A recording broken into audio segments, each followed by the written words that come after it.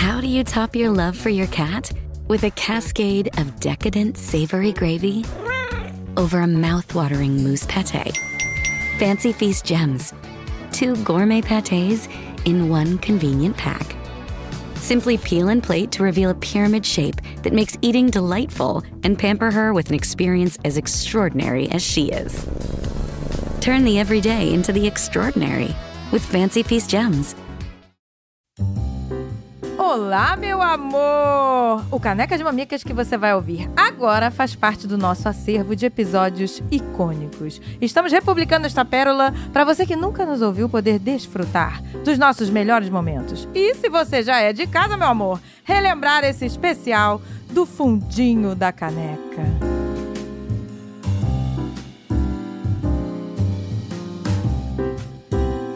Olá, meu amor! Tudo bem? Aqui é a Totó de Senhora Jovem Nerd. E essa não é a primeira, nem a última vez que vamos falar sobre isso no Caneca. Pois, aqui é a Andréia Pazos, portuguesa. E eu sou vacinada contra relacionamentos tóxicos pela vida. Fui vacinada pela vida. Oi, eu sou Isabela Del Monde, advogada, consultora e colunista. E eu quero ensinar aqui as pessoas a fazerem dos limões dos relacionamentos abusivos uma limonada suíça com guarda-chuvinha pra sua vida. Olá, Brasil! Meu nome é Marcela Soares. O Senhor é meu pastor e dos tóxicos me livrará.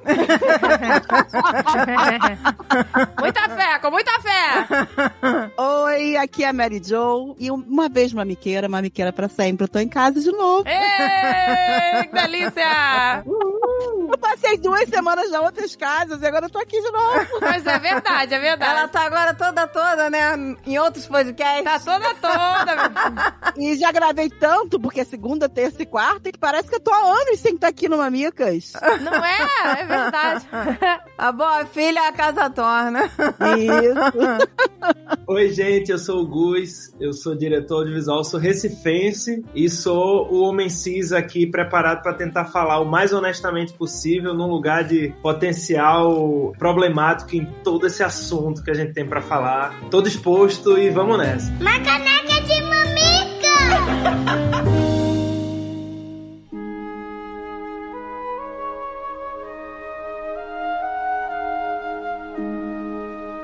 Olha, eu sei que a gente, né, o que eu falei, a gente não vai ser a primeira nem a última vez que a gente vai falar sobre isso. A gente já falou sobre isso, na verdade, né, num outro programa, mas parece que esse assunto, ele tá sempre parando na nossa frente de novo, né, pra gente falar de novo. Então a gente vai ficar reforçando isso muitas vezes, gente. Minha filha, água mole, pedra dura. Não é? Alguma hora alguém vai acordar. Exato. A gente tem que fazer essa galera acordar. Porque essa é a grande armadilha, né? A maioria das pessoas não percebem que estão dentro de um relacionamento, vivendo um relacionamento tóxico, né? E quando vai perceber, já tá, né, toda sequelada. Ou coisa pior. Agora, Mary Jo, vamos começar o caso recente. Pois é, eu tô envolvida nesse momento porque eu tô fazendo podcast sobre o Big Brother e estou envolvida com aquele gabusivo, apelido dado pelo nosso príncipe Vitinho. Já tem apelido. Já tem gabusivo, porque ele é o Gabriel abusivo, então é o gabusivo. E realmente, assim, é bem sério o que aconteceu. E o que impressiona um pouco é que aquele garoto, ele tá com um monte de câmera ao vivo, fazendo aquilo como uma coisa normal. Você imagina com um relacionamento com mais tempo, sem câmera. As pessoas, amiga, elas acham que relacionamento abusivo é só se ela apanhar. Ah, ele nunca me bateu, ele é ótimo. Pois é. Juro pra você. Eu já escutei essa frase várias vezes. Não, mas ele é uma pessoa ótima, ele nunca me bateu. Falei, gente, mas pelo amor de Deus. A pessoa, quando é muito nova, ela tem muitas inseguranças e, ao mesmo tempo, acha muita coisa que, eu acho que é assim mesmo, porque ela não tem um respaldo, ela não tem experiência, né, e nem informação suficiente pra identificar, saber que aquilo ali não é saudável, que não tá fazendo bem a ela, e saber que ela não pode permitir. É puxado, assim, porque pra quem tá ouvindo e não sabe, né, qual que foi a história do Big Brother, o rapaz tava conversando com a menina, sentado, e aí ela fala, eu sou o macho dessa relação. E ele vira e fala, eu vou te dar umas cotoveladas cotovelada na boca, você vê. E foram mais coisas também, Marcela. Não, teve mais, mas eu acho que esse foi o vídeo que mais viralizou no Twitter e tudo mais. E aí, assim, eu acho muito puxado, porque há uma normalização de situações como essa e de falas como essa na nossa sociedade. E quando a gente vê o cara não sendo escorraçado, né, de votação aí pra sair do programa, é mais uma prova de que há uma normalização social sobre situações assim, e que a galera passa muito pano pra macho no geral, né? Passa Pois é, pano pra então, macho. Mary Jo, eu queria até que você ilustrasse outras coisas que aconteceram, porque eu só conheço essa também, da cotovelada. Ele pegava ela e botava, ele não deixava ela falar, ele falava que ela interrompia ele pressionava que ela tinha que defender ele, ele pegava ela pelo corpo, ele empurrava ela com grosseria, ele tratava ela muito mal. Eu acho, gente, que a coisa é bem mais profunda. Eu acho que isso vem muito da criação também. Essa coisa de dar tapa, de ser agressivo, Exato. de gritar. Isso tudo faz com que a criança cresça achando que isso tudo não é normal. É, porque se as pessoas que ela mais admira na vida, que são os pais, né? Que a criança, ela tem os pais como heróis. Se aquelas pessoas que, né, que são os guias, né? Os protetores dela, podem chegar, bater e agredir, então tudo bem, pode bater e agredir no amor. Eles continuam me amando. Posso entrar aqui nesse pitaco? Que eu concordo muito com o que a Mary Jo trouxe, né? Sobre a gente ter aprendido que os nossos maiores guardiões nos violentavam. Isso realmente deixa marcas que a gente vai correlacionando, né? Relações de amor, de afeto com violência. Mas também acho que tem outros aspectos que são fora do espaço doméstico, né? Da criação ali dentro de casa, que é aquilo que a gente também aprende nas escolas, né? Eu imagino que todas vocês, e também o Gus que tá aqui, todas nós fomos ensinadas de que se um garoto na escola, quando a gente era pequena, né, puxava nosso cabelo, nos importunava, ele tava nos amando. Ele faz isso com você porque ele gosta de você, né? Ele tá puxando o seu cabelo porque ele gosta de você. Quem desdenha quer comprar. A gente, nossa, ele gosta de mim, então. A gente vai ensinando desde pequeno pras meninas que exemplos de amor são violências e pros meninos também, né? Você vai expressar os seus sentimentos, o seu desejo, o seu afeto, que gera vergonha, é lógico, gera insegurança. Todo mundo fica, né? E aí no começo da vida ainda você ensina, não, é assim mesmo. Invada o corpo alheio. Toque no corpo alheio sem consentimento. Humilhe a pessoa que você supostamente, né, tá ali crachadinho na sua primeira infância. É claro que isso vai resultar, né, numa bomba. E as meninas mais jovens, as adolescentes e as jovens meninas são as principais vítimas. Meu grande relacionamento abusivo, foi por isso que eu disse que é pra transformar limões em limonada, eu tinha 24 anos quando ele começou. E o meu processo de reconstrução depois de 5 anos de relacionamento violento, que teve todos os tipos de violência, menos a sexual, mas patrimonial, física, moral e psicológica, foi a partir da minha emancipação que eu cheguei aonde eu tô, né? Então também eu acredito muito que existe uma vida depois do relacionamento abusivo. Existe amor, né? Existem novas relações saudáveis também depois de um relacionamento tóxico ou abusivo, né? Não é uma sentença de desconfiança eterna, de não ter mais o que fazer. Existe sim, mas também tem um trabalho enorme pra gente fazer dentro de nós mesmas, que é, como a Andrea falou, não topar, né? Por que a gente topa? Que não é nossa culpa que a gente topa, né? Nos ensinaram que nosso valor como seres humanas, ele só existe se a gente tem um homem do nosso lado. Mas pensa, Isa, se seu pai te batia dizendo que você merecia aquelas palmadas, aí a pessoa entra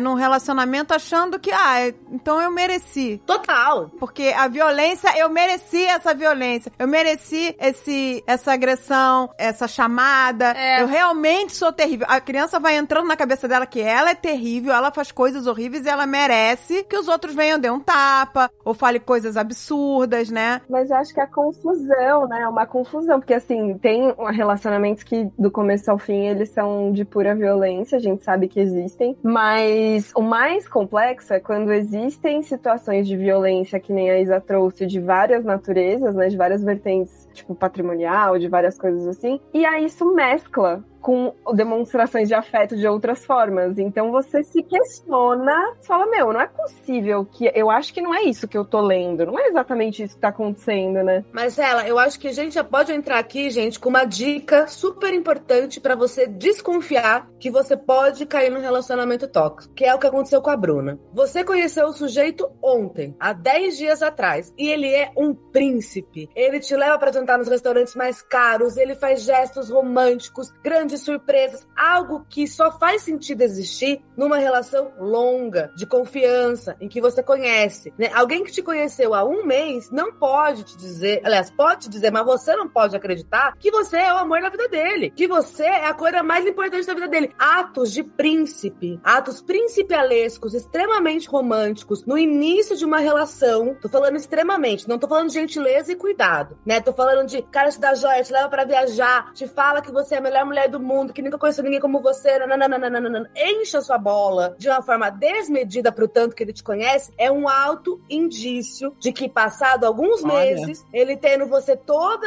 na mão dele, que essa relação vai se inverter, tá? Então, desconfie disso. Claro que a gente quer ser amada, ser bem cuidada, ser bem tratada, não queremos menos que isso, mas pensa bem, se você conhecesse uma amiga, conhecia uma amiga hoje, você vai falar que ela é sua melhor amiga de infância 10 dias depois que você a conheceu? Ou você vai levar a sério se ela falar isso? Não, você vai achar, nossa, que carente, que coisa esquisita, não tem essa intimidade toda. Então, numa relação, gente, é um dos primeiros sinais. Então, fiquem atentos. Se o cara te conheceu ontem, te trata como se você fosse a esposa de 50 anos dele, não caia nessa, porque essa relação vai virar. Agora, ô Isa, o que você acha em relação à atitude, assim, do programa da Globo em si? Você acha que eles deveriam ter tirado o menino de lá? Ou isso faz parte do programa, porque o programa tem essa parada psicológica mesmo? Eu acho assim, tirar o Gabriel ou qualquer outro participante por violência psicológica é algo que o programa teria que ter, assim, muito estofo para fazer, porque o Big Brother em si, né, a experiência toda do programa também é baseada nisso, né? Mas eu avalio que ele cometeu uma ameaça, né? Ele fala, eu vou te dar umas cotoveladas na boca. É muito radical falar que isso foi uma ameaça. Por que eu acho que ele deveria ter sido expulso naquele momento? Porque a gente tem, historicamente, uma prática de perdão aos homens de forma muito rápida. O cara solta 3 pingos de lágrima, fala, ai, mas vocês não me ensinam, poxa vida, né? Ah, eu sou um bom menino, veja bem. Ah, é só eu que não sabia. Tô aprendendo. Ai, coitadinho dele, ele é um príncipe que não sabia das coisas, ela que é uma bruxa, que tá fazendo o menino se prejudicar. Então, eu acho que, assim, a intervenção do programa é importante, eu acho que eles fizeram ali uma coisa importante, mas acho que pouco calculada, de acordo com como funcionam as estruturas de gênero. Mas você vê como essa contaminação, né, vem de criação, né? Ela falou, eu sou o homem da relação. Quer dizer, o que é o homem da relação, né? Por que ela falou isso, entendeu?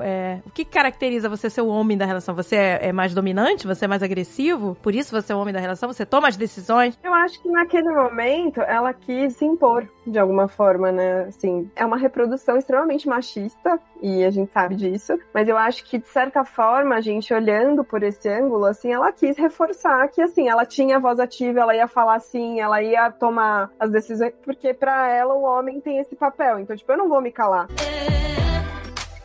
Se eu trombar com você, mando se fuder. Hoje em dia, a gente tendo informação, a gente começa a olhar para coisas que a gente passou e aí ter as coisas claras, por coisas que a gente normalizou na nossa vida. Por exemplo, eu me lembro de eu adolescente na boate, dançando, e os meninos me atacando, juntando para poder passar a mão em mim. Eu me lembro de sair lutando, assim, para eles não passarem a mão em mim. Depois eu fiquei amiga deles, porque eles eram os mais maneiros da galera, entendeu? Então, olha que perigo que é e como a gente normalizou tudo isso a vida inteira. Ficar amiga de pessoas assim, agora eu não corro mais esse risco, agora eu sou amiga do meu inimigo, né? Amiga, eu nem pensava nisso. Nem via risco nessa prática, né? Não via. Acho que a sensação é, yes, fui aceita, agora eu sou amiga dos mais populares da escola, É isso, né? Aí. Um exemplo que me marcou muito, eu sofria muito tratamento de silêncio. Esse é um ponto importante. A gente morava na mesma casa, trabalhava no mesmo lugar. E ele ficava dias sem falar comigo. Dias, assim, sem falar. É o terror psicológico já. Né? Aí você fica assim, pelo amor de Deus, né? Aí, obviamente, uma hora você fala desculpa. Eu digo que eu não tenho vergonha de falar do que ele fez comigo, porque quem tem que ter vergonha é ele. Exatamente.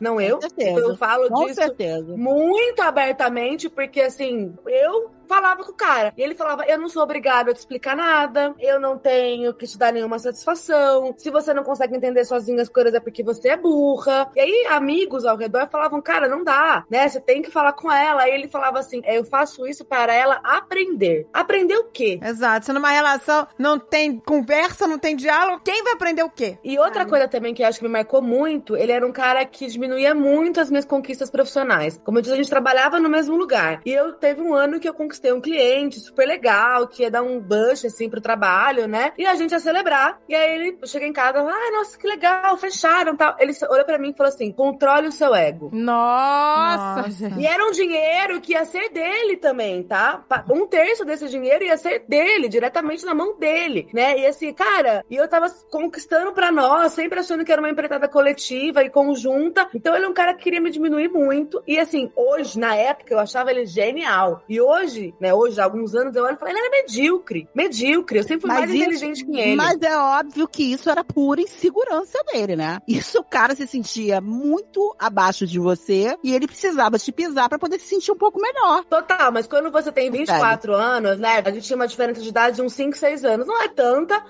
não acho que ele tem tanto poder assim, mas ele foi meio que um mentor profissional meu. Eu cheguei, tipo, júnior na carreira, ele já tava na carreira, entendeu? Então, quando ele foi vendo que eu fui crescendo, ele foi recalcando cada vez mais. Concordo, Mary Jo, é um inseguro, né? Só que assim, vai lidar com as suas inseguranças na terapia. Exatamente. Né? Não vai despejar pra cima de mim. Exatamente. Que sou só uma pessoa vivendo a minha vida, né? Todas nós. E essa Ô, isso gente, que se você falou, tá num relacionamento que a pessoa não comemora as suas conquistas junto com você, tudo errado. Já tá tudo errado.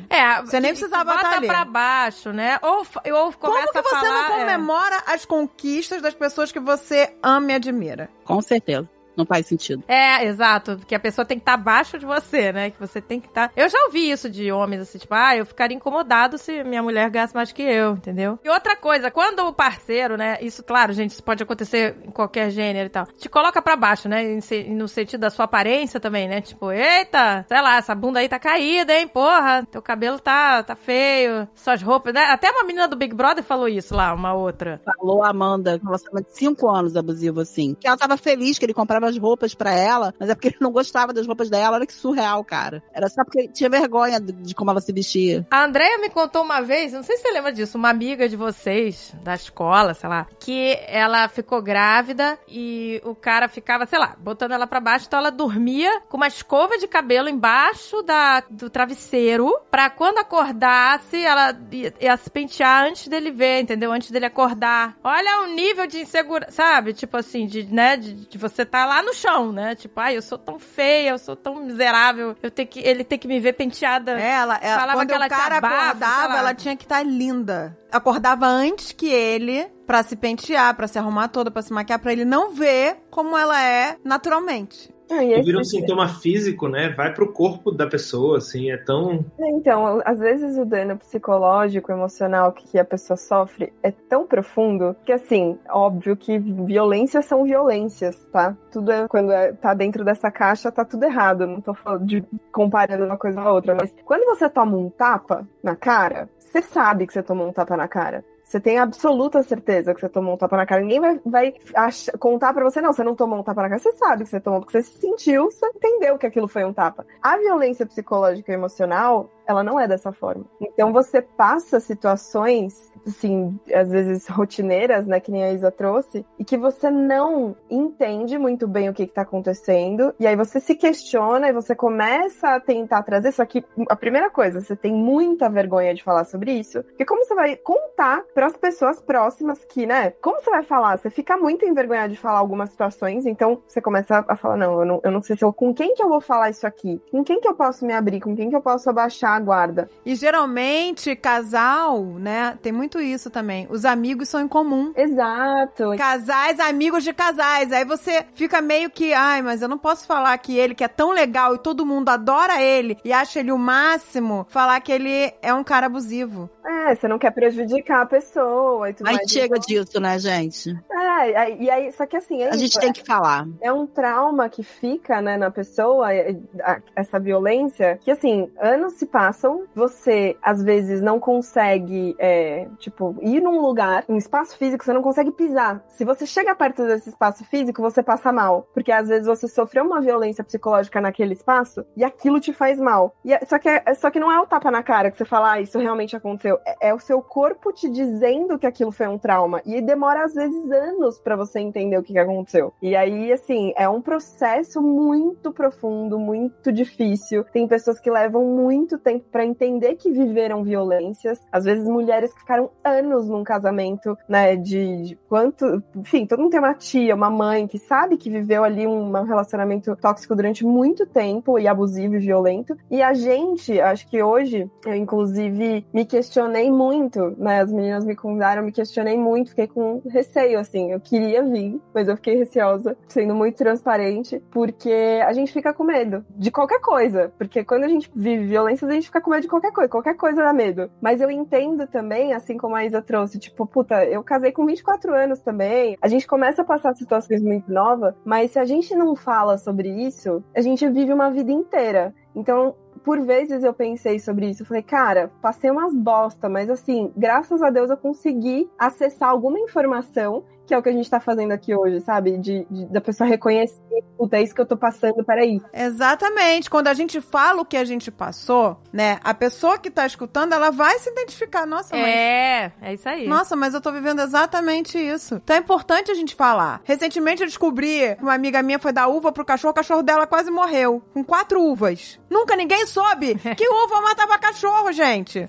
Mas então, se não falar... se a gente não falar, ninguém vai saber das coisas. Deixa claro hoje aqui que um cara te ignorar, né, como a Isa falou, pra você aprender o que é bom pra tosse, o cara não comemorar suas conquistas, você está no relacionamento abusivo. Uma frase que eu sempre falei pro meu marido e que eu repito, eu vim pra esse mundo pra ser bem tratada, amada e feliz. Se for assim, ok. Se não for assim, não vai rolar. Ele veio pra ser amado, respeitado e ser feliz, e eu também. E eu acho que a gente precisa cada vez mais desvencilhar a autoestima das meninas e mulheres a estar no relacionamento. A gente tem potência, a gente tem valor, né? A gente tá aqui criando, a gente é inteligente, a gente é divertida, a gente é engraçada. E a gente sabe quando a gente tá incomodada. Porque não pensem que quando ele tava dando tratamento de silêncio pra mim, eu tava assim, tipo, claro, ele tem toda a razão. Eu tava angustiadíssima, né? Eu tava, tipo, arrancando o cabelo da cabeça, assim, surtando, tentando dar milhões de explicações, tentando resolver o cara. Esse é um outro ponto, tá, gente? Eu vou citar aqui uma outra podcaster que eu gosto muito, que é a Andréa Freitas, a Déia Freitas, né, do podcast Não Inviabilize, que tem um lema ali que eu gosto muito, que é não seja ONG de macho.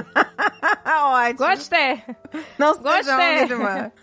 Que, infelizmente, a gente tá vendo agora com a Luana Piovani. A Luana Piovani falando, né? Eu conheci o Pedro Scooby, eu levei no dentista, eu apresentei pra Luiz Melodia, eu levei não sei aonde. Ou seja, ela fez todo o encaminhamento, né, de carreira do cara, de vida pessoal do cara, organizou a vida dele. Aí a gente acha que por algum motivo, não sei por que a gente acha, mas a gente acha, que no final o cara vai falar, ai, meu amor, muito obrigada. O que esse cara vai falar? Eu merecia, eu não devo nada pra você, você fez porque você quis e agora eu vou fazer o que eu quiser, né? Então isso é uma coisa importante. A gente tem, nós fomos criadas pra maternar, né, pra cuidar como filhos dos nossos companheiros. Quem nunca ouviu aquela frase do que falta na vida desse homem é uma mulher que coloca ele na linha? E aí, gente, a questão é que ele é um adulto responsável. Ele é um adulto responsável. Se ele não se comporta como tal, não fique do lado desse sujeito. Se o cara não consegue manter a casa dele limpa, as unhas cortadas, né, a auto-higiene ali em dia, não presta. Não presta. A gente tem que começar a olhar pra aquilo e falar assim, eu sou uma princesa maravilhosa, sou cheirosa, trabalho, ganho meu dinheiro, tenho a minha própria casa, tenho minhas amigas. Tipo, por que a gente quer um perebado desse,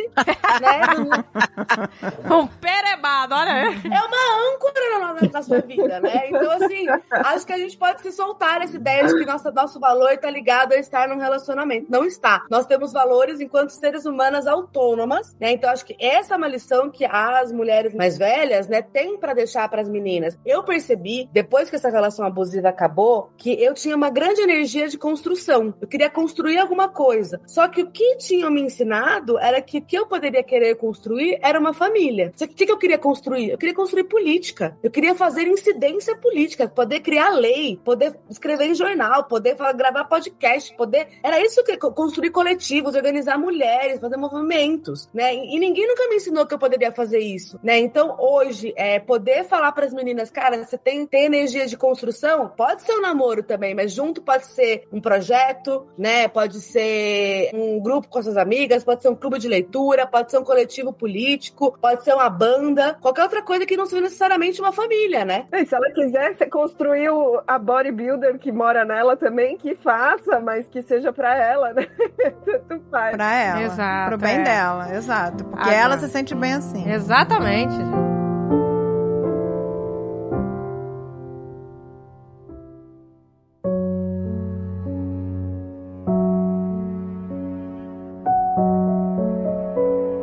Agora vamos ao nosso querido Gustavo, que tá aqui. Gustavo, nós Ele está queremos aqui, saber. Você viveu um relacionamento abusivo? Eu vivi um relacionamento abusivo. De modo geral, eu acho que o abuso ou os maniqueísmos, manipular uma relação é algo muito comum da parte do homem, assim. Então, eu não vou nem te dizer que eu vivi um relacionamento abusivo, que eu fui um abusador. Eu acho que existem, em todos os relacionamentos que eu tive, existiu algo de abusador que eu provoquei. Seja por inveja, seja por insegurança, seja por ciúme, seja por medo de mim mesmo, seja por pressão, porque eu precisava ser aquele homem, e aí eventualmente... Uma coisa que eu fiz muito foi o seguinte, voltando para trás, assim, nessa construção. Eu também estudei num colégio que tem essa estrutura super... colégio religioso, eu sofri muito bullying, e eu aprendi ali que as pessoas que tinham mais sucesso social eram as pessoas Mais agressivas. agressivas, que abusavam, que as pessoas tinham um certo medo delas, assim. Por outro lado, eu era o excluído dos excluídos, né? Eu sofri bullying por bastante tempo. E é engraçado que quando chegou no segundo, terceiro ano, uma dessas meninas que participavam desse núcleo de homens, famoso heterotop, assim, ela começou a ser legal comigo. E eu achei isso muito estranho. Certo, tudo bem. Na mesma semana que ela começou a querer conversar comigo, rolou uma foto no Orkut, e aí eu fiz um comentário tirando onda de alguma coisa da imagem dela. Eu lembro, foi da perna dela, fazendo uma piada em cima disso. Ela respondeu com uma carinha e nunca mais falou comigo. Lógico. Só que eu fiquei pensando, mas peraí, mas não é assim que tu é tratada pelos teus amigos? Porque eu que não posso ser assim pra ser aceito ali também? Porque no final das contas, por mais que eu achava aquilo estranho, o objeto de desejo estava lá, que é o objeto de ser amado, o desejo de ser acolhido, o desejo de ter amigos, de aquele ego ferido, fragilíssimo. Então, existe uma imagem do homem macho que é vendida para nós, que a gente fica meio seguindo o tempo inteiro e a cada momento. Nas amizades, como vocês falaram, existe uma competição masculina o tempo inteiro. Cada vez que a gente abre o coração, chega alguém para fazer uma piada, sabe? Tem isso nos relacionamentos, lógico. E a gente aprendeu que pra gente conquistar uma mulher, em primeiro lugar, eu acho que antes da gente ter desejo por uma mulher, a gente aprende que aquilo é valioso. Antes da gente ter desejo, com 8, 7, 6, sei lá que anos de idade, você aprende que dar um beijoca na sua amiguinha é algo legal, que você conquistou, que você é o garanhão, e palmas pra você. Então o desejo sexual, ele vem depois de você compreender que conquistar uma mulher é algo valioso. Só que isso aí acaba colocando você num espaço de que preciso ser o homem, vou proteger, vou entregar presente, vou dar o meu melhor, que aí então vou conquistar a mulher e o meu ego vai ser, enfim, agraciado. E depois? Depois a gente não sabe o que fazer, porque a gente já entregou o nosso máximo, que a gente nem queria, o nosso máximo pra elas, e agora? Aí entra em parafuso, choca, porque a pessoa que tá ali, que amou você, já foi honesta desde o início, tipo, brother, eu não te prometi nada, eu sou isso aqui, e é isso, e você se mostrou ser essa outra coisa. Então, tipo, não tá pedindo mais de mim, sendo que eu nem te pedi pra tu ser essa parada aí. Então, a minha posição de abusador sempre foi nesse sentido também que foi falado, né? De ser uma pessoa, de tentar ser esse macho alfa, que eu não sou. Eu tenho uma feminilidade bem grande, que eu amo e que eu sou artista por conta disso, mas que ela é o tempo inteiro sufocada por mim mesmo já, porque, enfim, eu tenho 32 anos, então, por criação, pela sociedade, agora eu mesmo que me sufoco, não tem mais ninguém do tipo, vai, te vira, aí eu mesmo que me sufoco, chego naquelas relações ali que são subliminares, porque, de certa forma, você tem essa dificuldade de se abrir de primeira, e começa a se manipular ali pra tentar conquistar aquela pessoa. Só que aí quando você conquista, você diz assim, cansei, não quero ser o macho alfa, mas não, aí você é o oposto. Agora é tu que se vira aí pra, sei lá, acolher todas as minhas dores e aí eu vou enlouquecer, mas ao mesmo tempo não faz sentido, porque, enfim, é uma bagunça e todos os meus relacionamentos, eu lido com isso até hoje também. A minha companheira, eu avisei pra ela que ia estar nesse podcast, eu disse, mas o que tu vai falar? Eu disse, não, eu vou falar sobre as besteiras que eu já fiz. Eu disse, mas tu avisou que tu ainda faz besteira?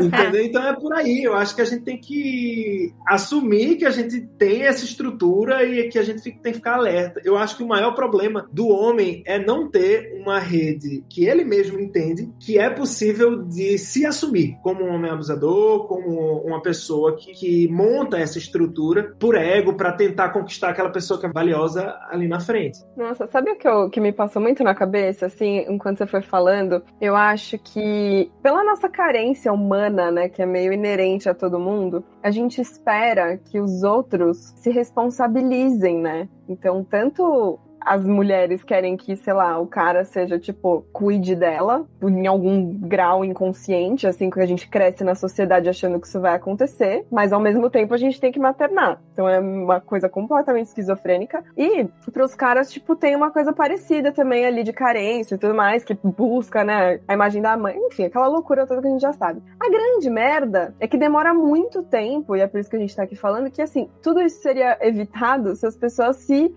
responsabilizassem por elas mesmas desde o começo, e se elas se olhassem, se elas... Peraí, deixa eu entender o que é essa carência, eu acho que depois de alguns relacionamentos que eu vivi, assim, que foram muito nesse lugar de violência e abuso, hoje eu me pego, tô me relacionando com uma nova pessoa, eu me pego o tempo inteiro tendo dois comportamentos, que um é querer fugir, tipo, eu não sei se eu tô pronto. Tipo, você quer sair correndo, assim, porque você quer falar, mas só se eu me virar sozinha, né? Tipo, você quer se esconder, assim. E ao mesmo tempo, é tentar não jogar tudo em cima do outro. Então a gente vai muito pros extremos, assim. Ou eu tenho que jogar tudo pro outro ser responsável, ou eu tiro tudo da mão do outro, porque ninguém tem nada a ver, aí eu me basta. E, não existe. Se relacionar é um equilíbrio. E se as pessoas tivessem essa consciência de, tipo, eu preciso me responsabilizar por mim mesmo antes de querer que qualquer pessoa pegue o que eu sou pra ela, a gente ia se sentir menos frustrado, porque fica uma coisa desigual, independente se é um cara, se é uma mina,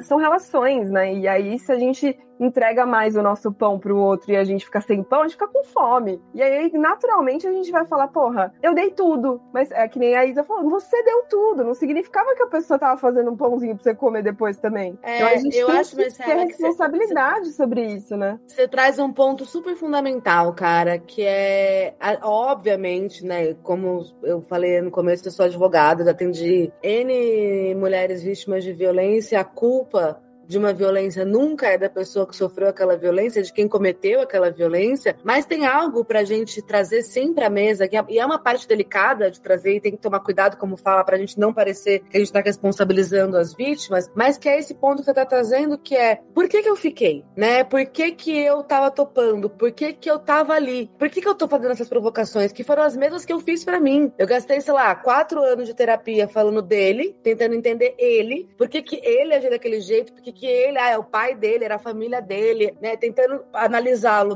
no meu divã, e quando eu fui finalmente pro meu divã, né, eu me apoderei daquele lugar ali que era pra mim, as perguntas começaram a ser sobre mim. Porque eu estou permitindo isso. Por que eu ficava, né, por que eu continuava topando, qual que era o buraco que tava em mim, né, e hoje, justamente na atual relação que eu sinto que isso tá muito bem resolvido, e falo pro meu companheiro, falo, olha, cara, eu fiz uma coisa, você não gostou, você se sentiu de uma determinada maneira, eu não sou responsável por como você sente. Assim como você também não é responsável por como eu sinto. Mas eu quero acolher os seus sentimentos porque eu te amo, né? Então a gente pode chegar juntos num lugar, mas você não vai me dizer, olha como uma coisa clássica também, que esses caras sempre falam. Não é o meu companheiro atual, amém, graças a Deus, que ele é maravilhoso. Mas esse ex-companheiro abusivo, ele falava assim, tá vendo o que você me fez fazer? Você me tirou do sério, né? É uma frase clássica dos abusadores também. Porque você tem essa coisa de botar a mulher sempre no papel da desequilibrada, da louca, da seus hormônios em fúria, da sua TPM. Tem muito essa coisa da mulher sair como a causadora de todos os problemas. A doente da cabeça e o cara sair como nice guy, entendeu? Tem muito disso. Ah, que ela é louca, que ela é... Mas assim, o caso da Luana Piovani é muito isso, tá, amiga? Eu acho que ela expõe demais na internet, sim, porém, o cara é o good vibes e ela é que quer dar educação e quer dar uma família para aquelas crianças. E ele é o cara que não quer que as crianças estudem, que não quer... Eu, Maria José, Mary Jo, tô do lado da Luana Piovani. Eu tô do lado dela. E na sempre época votar. do Big Brother, Eu também tô. Ele falou, inclusive, em rede nacional, que dava se precisar, eu bato na minha filha. Vocês lembram disso? Ele falou isso. Ele falou, se precisar, eu bato no Dom, né? E olha que eu adorei ele no Big Brother. Eu sou uma Big Brotheira. Então, assim, adorei. Achei que queria ser... Eu e a André, a gente queria ser amiga dele. Mas você vê como é que as coisas são. Eu achei que ele era um super nice guy. Mas é exatamente isso, gente. A gente tem que separar as coisas. Porque a pessoa pode ser nice guy, mas não quer dizer que ela não seja abusiva. Exatamente. Entendeu? Aliás, esses são os piores. Eu acho que esse é o pior tipo de pessoa abusiva. É aquela que é contagiante. É aquela que é carismática. É aquela que todo mundo adora. Sempre que o cara chegar pra você, 2 aspectos. A minha ex é louca. Tenha certeza absoluta que você é a próxima ex-louca. Nem se relaciona, né? Você é a próxima ex-louca. Você é a próxima ex-louca. A próxima, certamente. E outra coisa, se o cara não é firmeza com a mãe do filho dele, ou com os filhos, ele também não é pra você. Pois é. A gente tem uma ilusão de achar que a gente pode mudar a outra pessoa. Porque a gente foi ensinado assim, o que ele precisa de uma mulher pra colocá-lo na linha. Então, portanto, nós, mulheres, teríamos superpoderes de mudar. Eu vou falar uma coisa pra vocês, meus colegas. Se eu tivesse superpoder de mudar homem, a gente já tava vivendo num mundo feminista.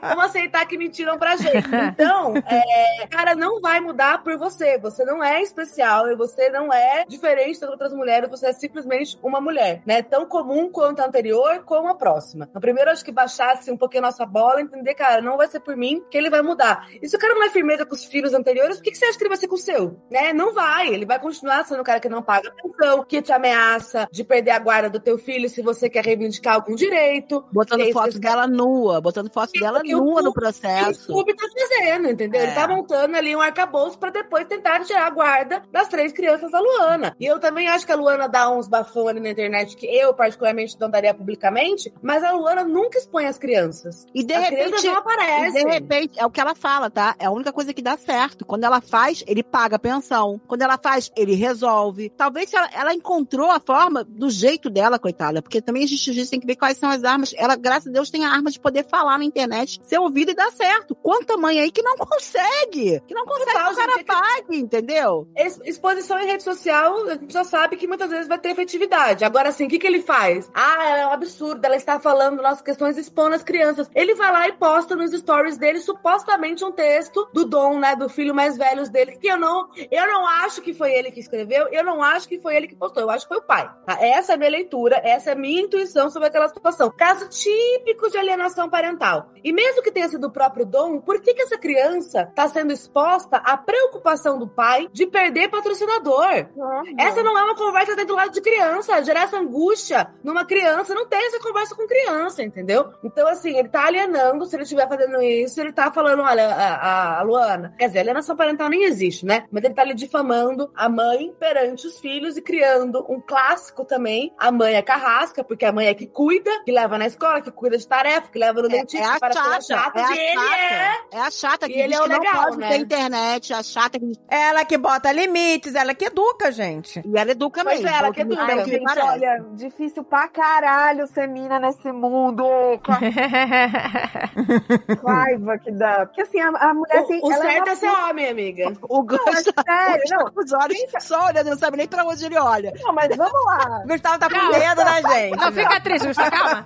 Olha, Onde que eu me meti? Gustavo, calma. Ele tá perdendo o brilho nos olhos, assim. Ô, Gustavo, Gente, o Gustavo tá do nosso lado, porque ele teve a coragem. Porque eu falei assim, seria tão bom, a gente comentou, né, Isa? Seria tão bom se tivesse um homem, Sim. tivesse coragem de falar, olha, eu já fui um cara abusivo e hoje em dia Exato. eu reconheço isso e não quero mais replicar isso. Aí eu falei, ai, gente, tá pra nascer o cara que vai ter coragem É.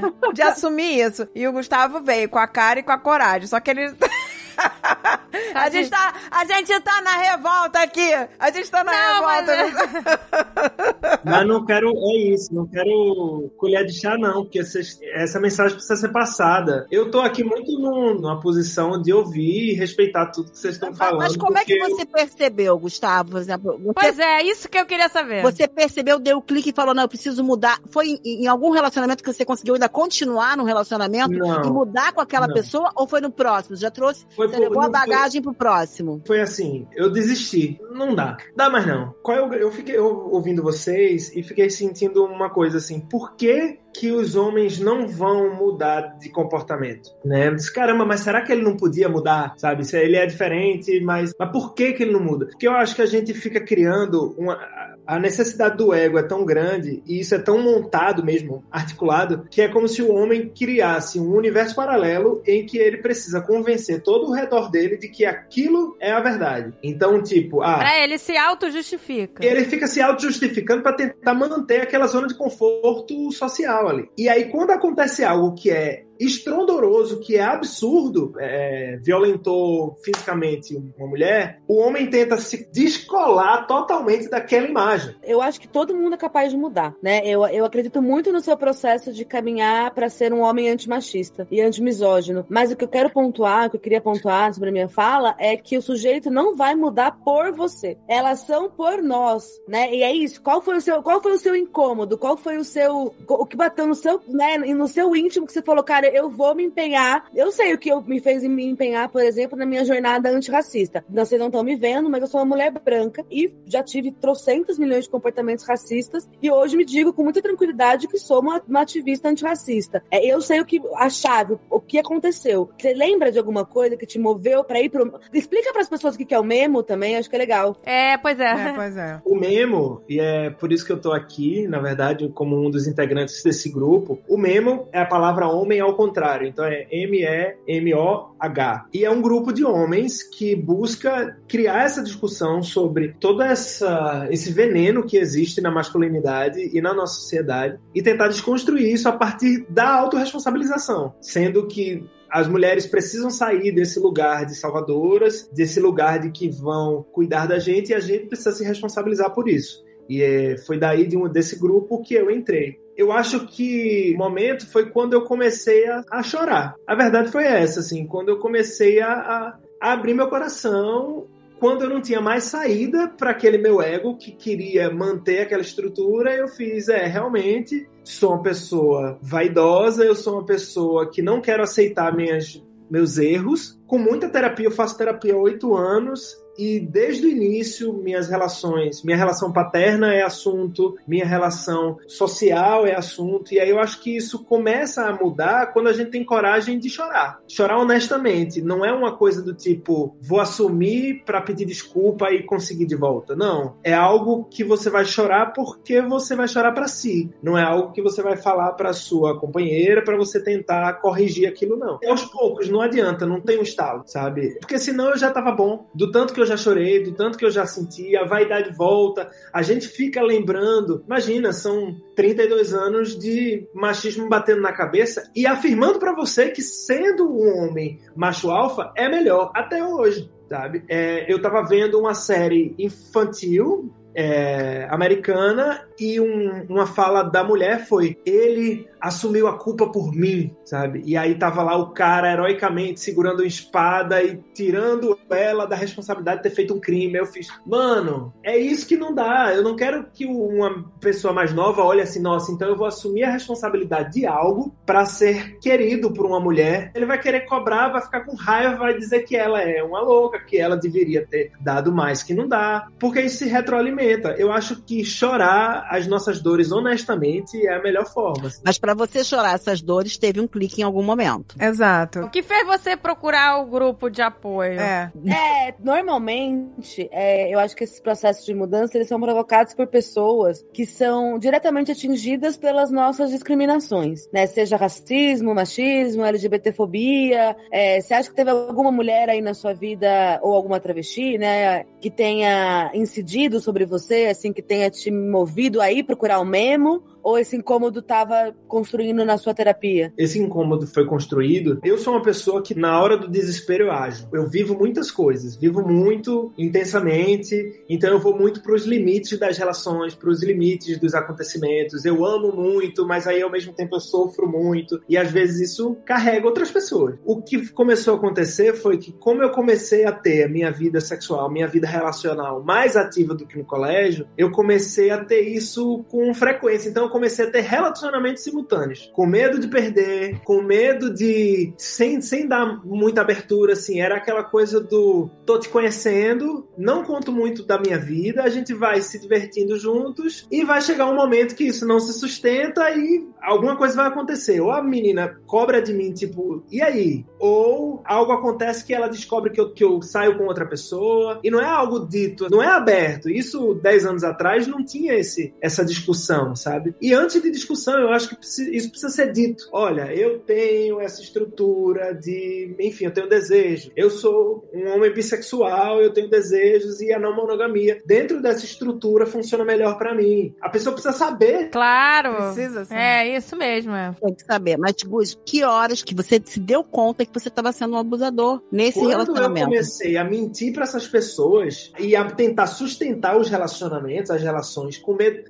Eu não queria perder aquilo que era bom de cada pessoa. Entendi. E aí começa um lugar egoísta. Teve nessa relação que as pessoas diziam pra mim, né? Essas mulheres diziam pra mim, fale, velho, seja honesto. E eu não conseguia.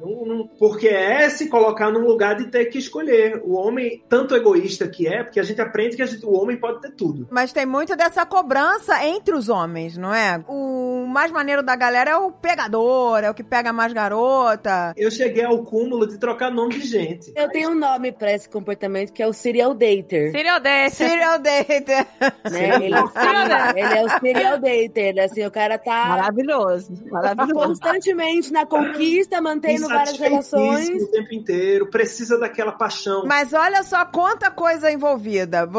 O Gustavo é um cara que sofria bullying, que não era aceito na galera dos caras legalzões, né? E aí, quando ele descobre que ele vai ser... Que é possível. Que ele vai ser aceito pela broderagem, quando ele começar a ser pegador, pegar geral, porque eu comecei a perceber isso quando eu estava vivendo um relacionamento abusivo, e eu percebi que os amigos do meu ex agiam da mesma forma que ele. E eles achavam ótimo. Era uma brodagem, Eles né? achavam engraçado o amigo que tinha 4 garotas ao mesmo tempo, e aí que ele confundia os nomes e escrevia a mesma carta de amor pras 4 e mandava a mesma no copy-paste, entendeu? Então, eu lá, nova, comecei a questionar. Falei, ué, mas isso é escroto, esse cara é um escroto. Você tá achando legal teu amigo ser assim? Ah, o cara é muito engraçado. Que engraçado ele ter 4 mulheres, que engraçado ele escrever a mesma carta pras 4, pra não confundir o que falou pra uma pra outra, entendeu? E aí fica um validando o outro. Ah, esse cara é o mais maneiro de todos porque ele pegou geral. Esse aqui, entendeu? Então fica essa, como você falou, é uma competição, né? O homem vive competindo um com o outro. O cara que pega mais mulher é o malandrão. Não, e aquela coisa da brodagem também, né? Não, eu te apoio aí, tô sacaneando. E aí o cara que a garota, mas eu tô aqui com você, tô te apoiando. As pessoas apoiando agora o Daniel Alves. Não, é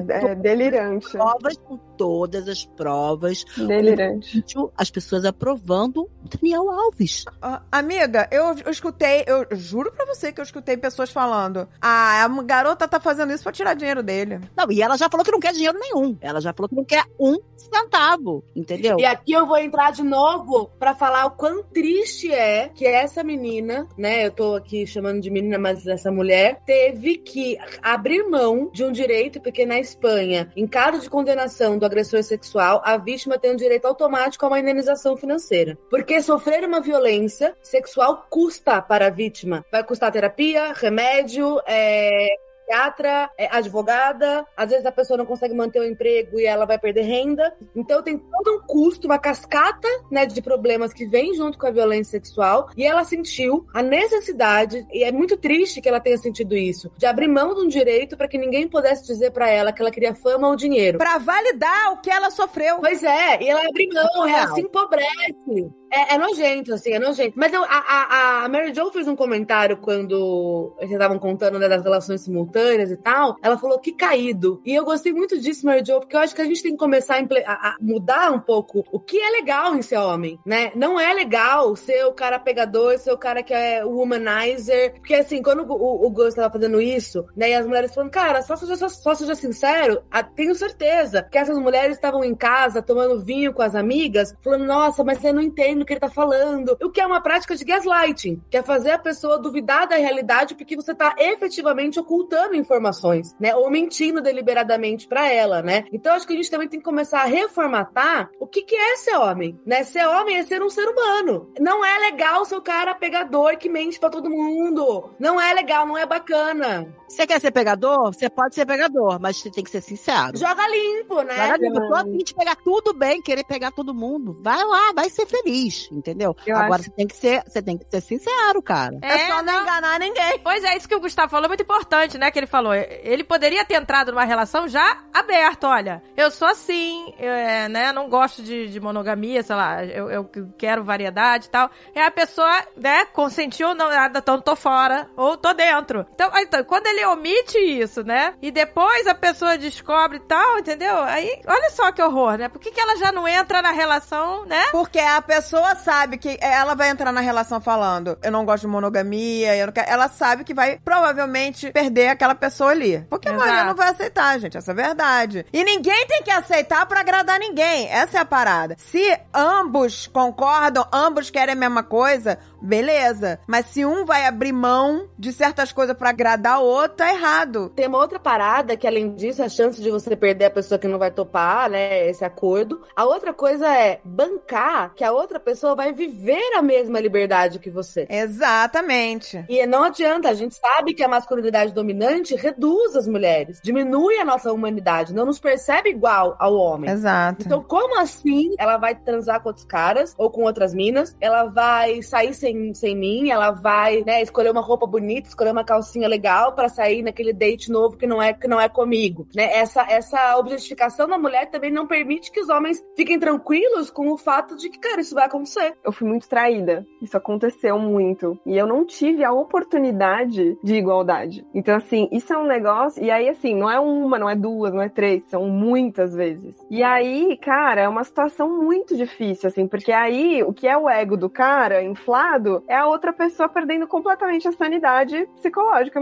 Tipo, porque, enfim, a pessoa tá ali repetidamente falando uma coisa e fazendo outra. Exatamente. Entendeu? Então é completamente enlouquecedor. E aí você começa, enfim, né, abre um buraco negro na cabeça das mulheres, que provavelmente, não sei se foi o caso, não sei o quanto você se envolveu, não sei como foi a situação, mas no meu caso foi muito difícil, foi uma situação muito complexa e que abriu ali o rombo pra não só, enfim, outras coisas, né, tipo outros problemas de relação, dinheiro, enfim, uma série de coisas. Então, eu acho que é muito complexo, assim. E aí, até esse fim de semana a gente tava tomando café da manhã, eu tava com meu namorado atual, conversando sobre isso. Ele falou, se você tivesse sido casada e aí você viveu uma vida plena, feliz e tudo mais, e deu tudo certo, vocês foram felizes, e aí, tipo, com uns 80 anos ele vira pra você e fala, eu te traí.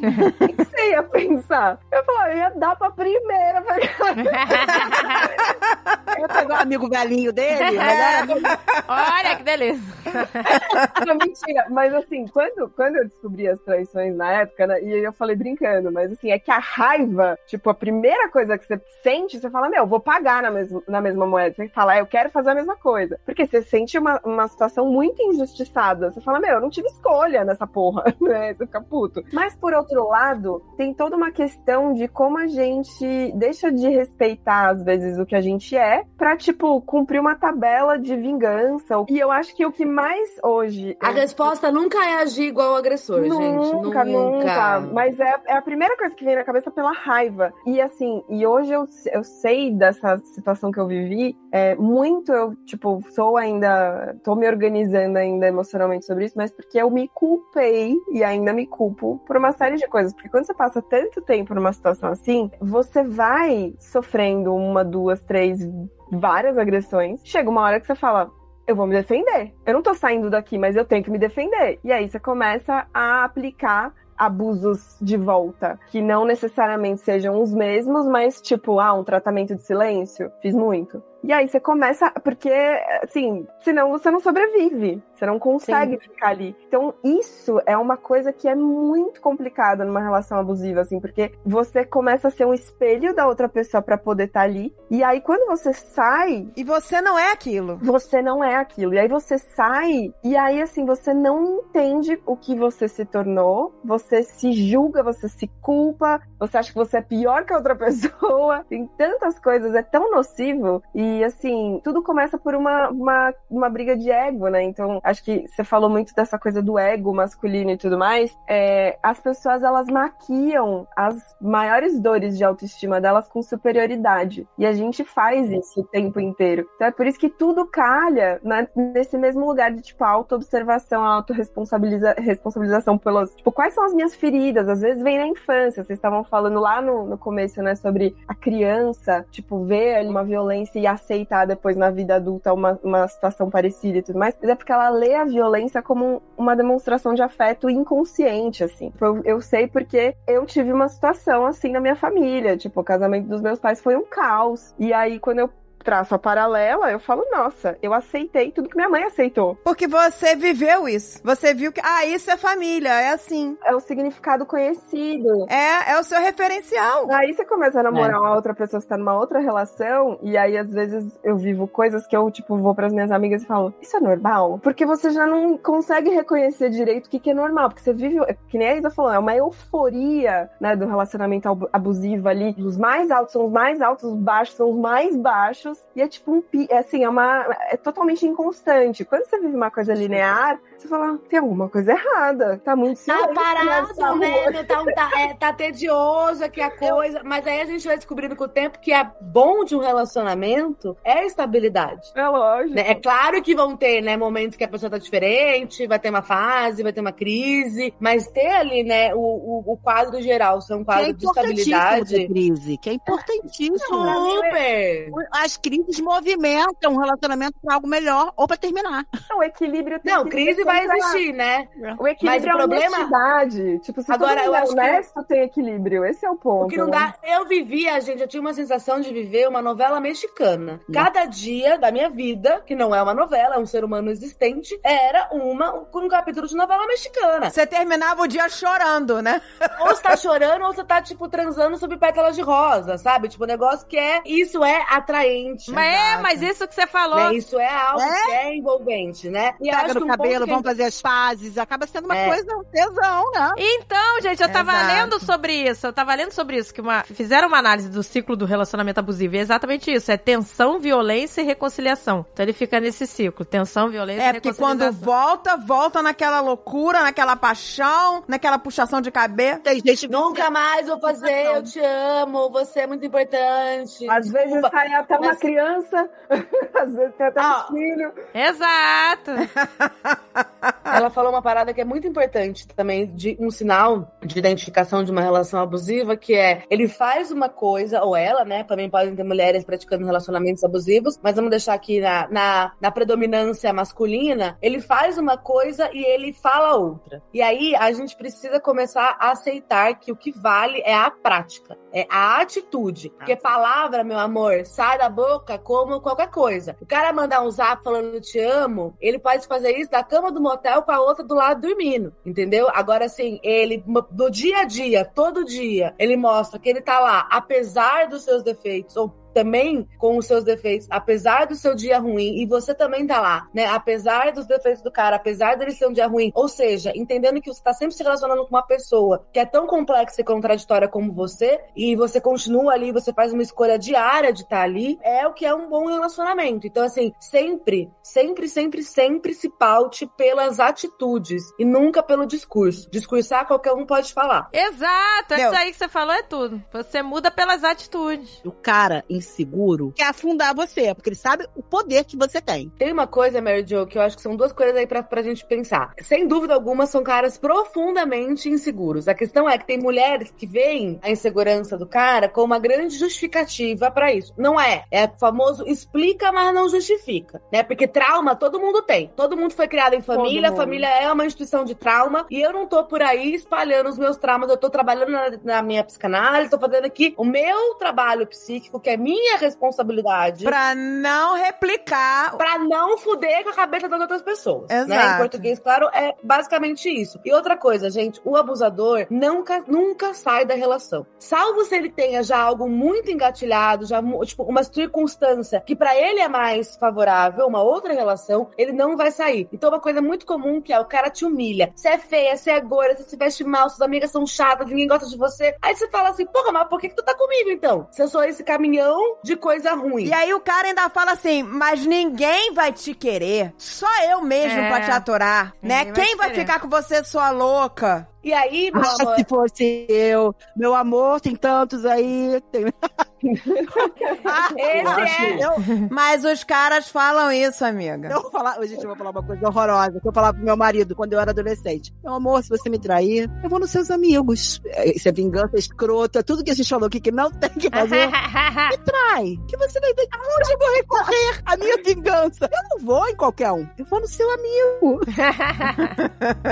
Gente, que mas cruel. Adolescente tá explicado. Adolescente eu namoro desde os 15 anos.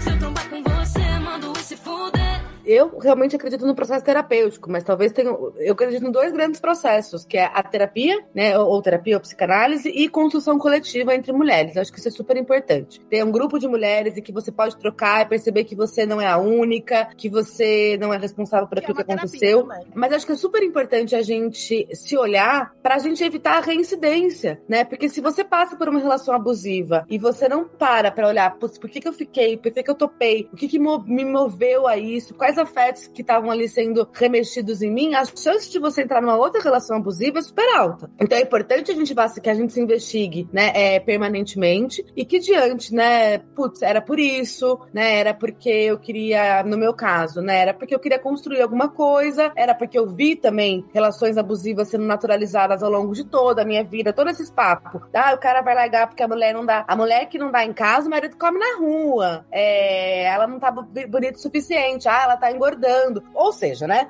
Nós somos responsabilizadas o tempo inteiro pelo que os homens fazem. Exato. E gente, eu não topo mais isso, mas assim, eu não consigo nem mais entender, assim, essa operação. Eu passei por isso, eu fui isso, eu me sinto tão com outra pessoa que parece uma alienígena, aquela Isabela lá, tipo, de 2010 a 2017, sabe? Não parece que sou mais eu. Fica o aprendizado pras mulheres que estiverem ouvindo, que não é sobre você. Não é sobre você, entendeu? O problema não é você. O problema não é você porque você passou uma situação dessa, porque você viveu uma situação dessa, a gente se culpa, aí a gente fica na situação, acredita, aí quando sai também se culpa, enfim, né? A vida da mulher é uma eterna, mas não é culpa nossa. Tipo, as pessoas têm que se olhar e elas acabam uma influenciando a outra o tempo todo com esses traumas não cuidados, né? E não observados. Eu vou dizer, eu sou militante mesmo. Eu não aceito ninguém passar pano pra ninguém à minha volta. Então, se meu marido, meu cunhado, seja lá quem for, meu filho, é amigo de alguém abusivo e passa pano, eu não aceito. Eu não aceito. Eu chamo atenção, eu reclamo, porque eu falo, gente, não dá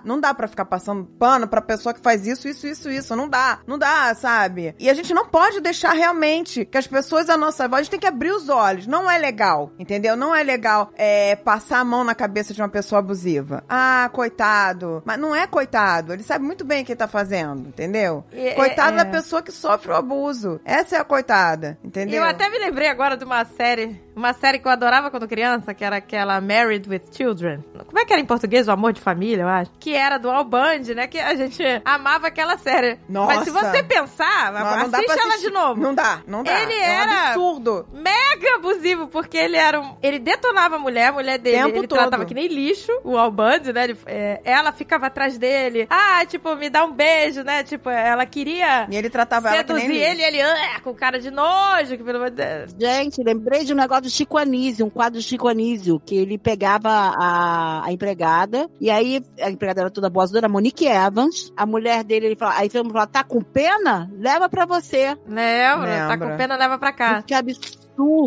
E nessa série do Al Bundy, era isso, eles tinham um clubinho dos homens, que era, né, mulher não entra, as mulheres eram sempre as chatas, né, as esposas e tal, aí eles ficavam olhando as gostosas passando na rua e tal, então assim, e a gente achava o máximo, a gente adorava o Al Bundy, e hoje a gente, meu Deus! Uma coisa que eu não suporto é aquela parada de que o cara vai casar, e aí tem despedida de solteiro e essas coisas, e aí o tema é game over, ou tipo, camisetinha de noivo e noiva e o noivo chorando. Meu filho, tu não tem responsabilidade pelas suas próprias escolhas, não? Ninguém botou um laço no teu pescoço e tá te puxando pro cartório pra você casar, sabe? Isso é humilhante com a mulher. Gente, eu já vi bolo de casamento que o bonequinho em cima é o cara encolerado, entendeu? Tipo, quê?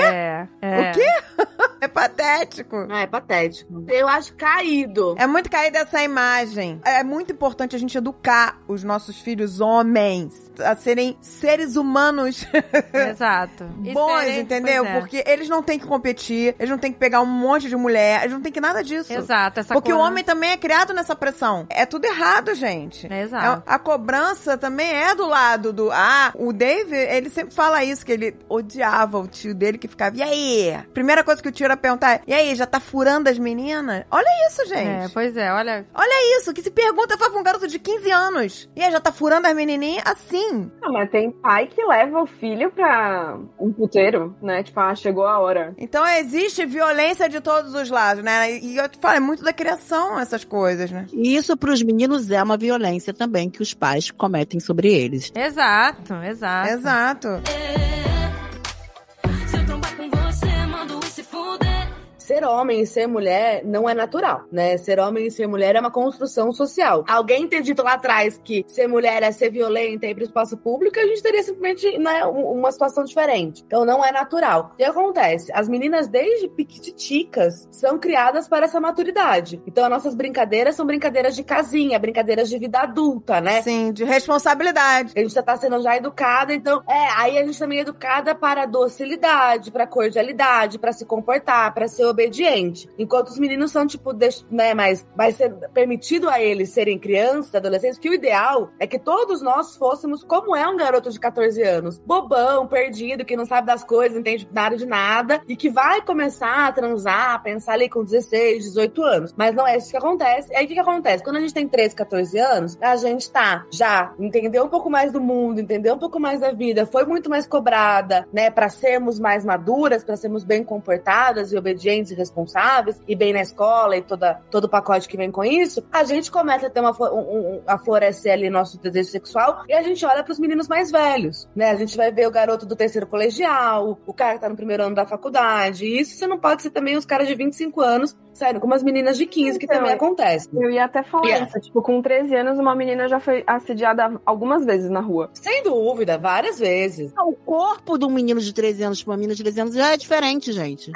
Exato. O corpo é diferente, realmente. Já é diferente. O corpo da garota é sexualizado, e aí ela vai. Aí esse garoto, que é amigo dela na sala de aula, ele começa a desenvolver raiva, né? Pô, por que você tá saindo com esse cara mais velho e não comigo? E aí, quando ele for o cara do terceiro colegial, ele vai despejar toda a sua misoginia na garotinha ali de 13, 14 anos com que ele começou a sair, né? Então eu acho que assim, a gente tem que deixar as crianças serem mais como crianças pelo tempo que der, né? Acho que talvez tá cada vez mais difícil fazer isso com TikTok, essas coisas tudo aí que... Tá cada vez mais difícil. É, Criança mais difícil. ser criança. A criança quer ser adolescente já. Criança ser criança. Eu acho que isso deve ser foda. Eu não tenho filhos, então eu imagino que foda. deve ser uma dificuldade. É difícil, é difícil. É. Mas a gente faz um trabalho de orientar sempre. Essas histórias de princesa indefesa à espera do príncipe não colam mais. Ela, com 8 anos, ela não gosta disso. Ela fala, que coisa esses filmes antigos da Disney? As princesas ficam esperando o príncipe, que coisa horrível. Ela não precisa de príncipe. Ela quer ser aventureira. E eu, com 8 anos, eu queria o príncipe do filme. Exato. Ai, que lindo!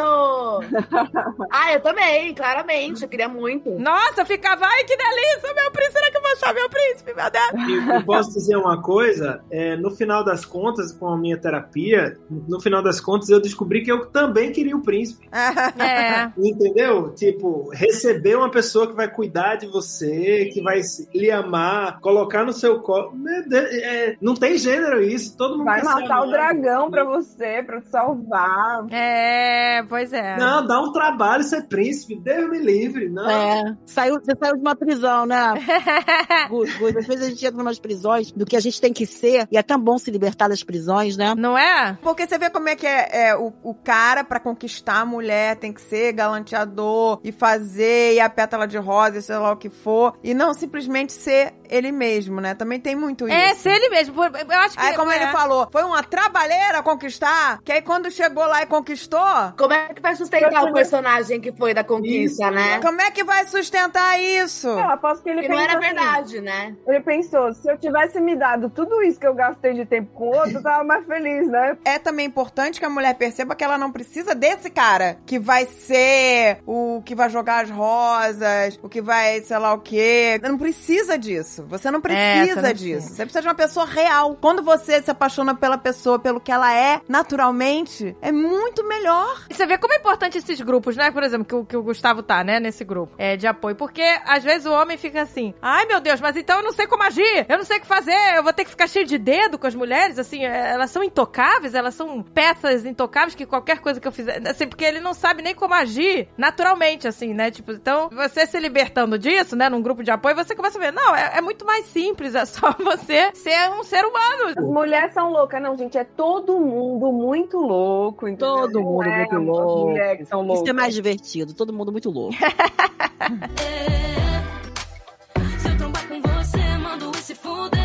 Os homens tendem a empurrar um pouquinho pra lá os limites entre ser ou não ser um abusador ou não. E a gente fica meio que testando, sabe? Tipo, não. Até aqui dá pra gente ser um cara legal. Se a gente pular essa etapa, não. E aí, às vezes, quando a gente pula, a gente, não. Mas, na verdade, o que eu quis dizer era outra coisa. Então, a gente fica manipulando entre nós o que pode ser ou não, o que é legal, o que não é, sendo homem. Eu acho que você falou uma coisa muito cirúrgica agora, porque eu tava justamente quando a gente tava conversando todo mundo, eu pensei assim, o que caracteriza um abuso, né? Assim, o que é isso? E na minha leitura é quando a gente passa um limite. A gente passa um limite, isso é um abuso. Porque existe um limite ali. E as pessoas, elas acham que, o meu limite é desse jeito, então o do mundo inteiro tem que ser, ou tipo, só o meu é desse jeito. E assim, cada um tem o seu. Se você não pergunta pra outra pessoa, você pode estar passando o limite dessa pessoa e você pode estar sendo abusivo de fato. Então, é tão simples quanto a gente se comunicar, só que as pessoas querem impor, né, as verdades delas, os limites delas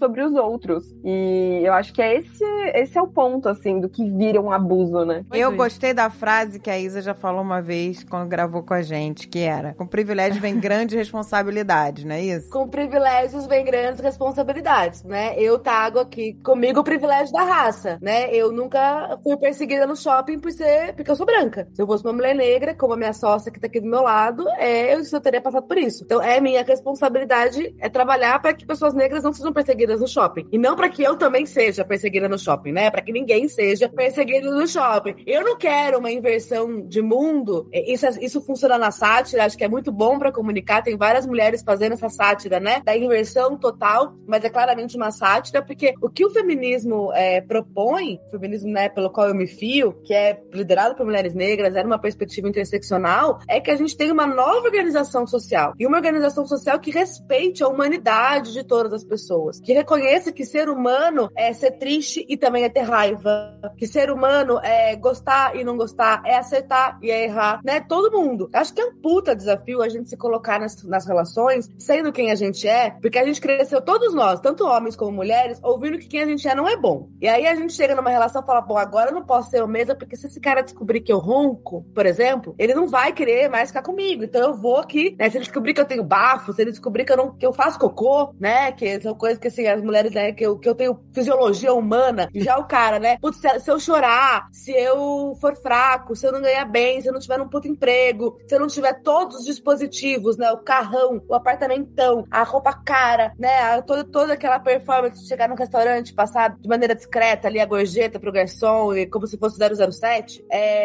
não vão gostar de mim, né? Eu, particularmente, me atraio muito pelos homens que parecem-se mais com mulheres. Não fisicamente, mas subjetivamente, né? Que são homens que se refletem, que pensam, que se parecem mais com a construção do que é ser mulher, novamente, né? Não com o que é naturalmente de ser mulher. Porque esses homens existem, gente, né? Opa, se existem! Esses homens existem. Existem muitos exato, homens maravilhosos. Claro, gente. E aqui a gente tá falando a importância da gente criar nossos filhos pra serem esses homens maravilhosos. Exato, porque a gente tem que usar... Olha, e aquela coisa, acho que a mensagem final pra todo mundo é isso. Vamos usar os nossos privilégios pra mudar as coisas, porque um homem pode usar o seu privilégio de ser homem, né, pra mudar as coisas. Nós, como mulheres brancas, podemos usar o nosso privilégio de ser branco pra também falar sobre isso e tentar mudar. Senão a gente começa a ouvir aberrações do tipo, de algumas pessoas brancas falando, mas os negros são tão racistas com a gente também quanto, né? Hoje em dia a gente sabe muito bem que não existe racismo reverso, mas se a gente não falar sobre isso, a gente poderia crescer ainda achando isso, entendeu? Eu acho que eu queria deixar no final aqui, Agatha, na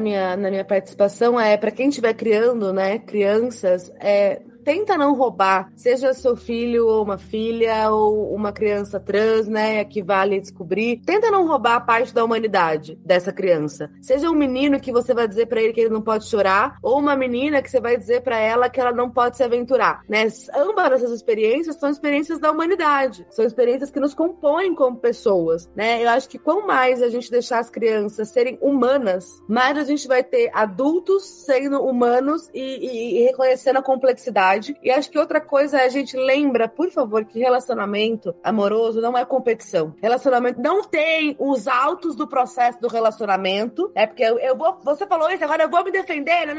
Não vai chegar um juiz no final e falar assim, Gustavo sempre esteve correto, né? Isso não vai acontecer. Isso é uma relação que ou a gente tá caminhando pelo menos para um lado parecido, tentando construir alguma coisa, porque se for uma competição, vai ser um eterno processo de destruição. É uma guerra. É, uma guerra. E assim, não gaste a sua vida, né, competindo dentro de um relacionamento amoroso. A vida é curta para que a gente não possa viver em paz, em tranquilidade e ter uma relação que ela tenha de melhor, que é impulsionar o que a gente tem de potente, mobilizar a transformações que podem ser importantes pra gente, mas não cair na competição, que acho que é uma resposta, como a Marcela falou, uma resposta muito comum. Eu também caí com meu ex em algumas circunstâncias, e aquilo eu falei, cara, não é isso que eu quero, né? Eu quero um parceiro ou uma parceira, mas enfim, é um parceiro de vida que tá comigo, pro bom e pro ruim, e que tá todo dia escolhendo tá ali, né? E lembre-se disso, a gente sempre pode sair das relações. A gente pode sair das relações. Então, espero que a gente tenha trazido informações úteis aí pras pessoas. Tem muito muito na internet, pesquisa, tá na dúvida, gente, tô num relacionamento abusivo, pesquisa na internet, tem informações, tem atendimento psicológico gratuito, www.mapadoacolhimento.org.br, é um serviço que oferece atendimento jurídico e psicológico gratuito para mulheres vítimas de violência,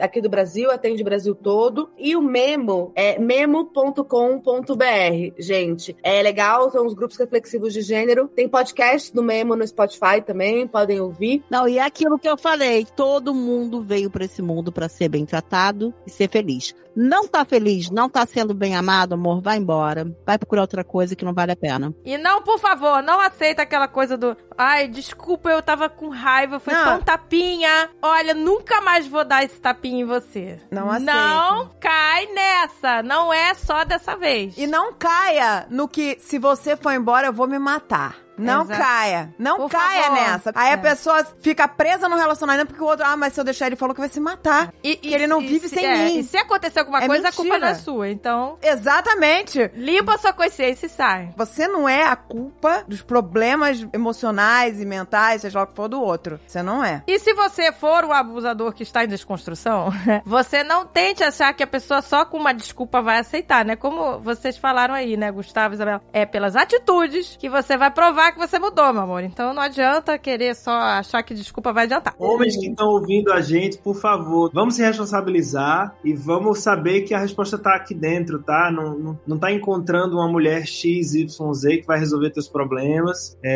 Fala pra si, vamos procurar terapia. Terapia é a vida, assim, e a gente precisa se curar, porque as mulheres já estão com a carga delas e dos outros nas costas. Acho que a gente precisa fazer o mínimo e básico, é cuidar de nós mesmos e não ficar se escondendo dos nossos erros. Porque eu vejo a gente muito dizendo, mas ele foi um abusador, não, eu não me pareço com ele, sinto muito por ser homem. Não, a gente está muito mais próximo dos abusadores do que a gente pensa, porque os abusadores não nasceram abusadores, sabe? E a gente também não. E a gente não precisa ser abusador. E espero que você que esteja ouvindo não seja um abusador, e se for, que possa assumir, olhar pra si. Espero que você não tenha cometido nenhum crime, mas que tenha, pelo menos a partir de agora, você repense seus atos e possa ser gentil e honesto com as pessoas ao seu redor. E pra quem viveu alguma coisa de alguma violência, vocês estão falando, né? A pessoa faz ali um escândalo, vou encerrar minha vida. Às vezes, quando a gente tá saindo numa situação dessa, a gente acha que a nossa vida vai acabar, e não acaba. A gente é muito mais forte do que a gente imagina, a gente pode ser muito feliz e bem amado, como disse Mary Jo, lindamente, e é isso, a vida segue. É isso, gente. Isso, meus amores, a vida que segue.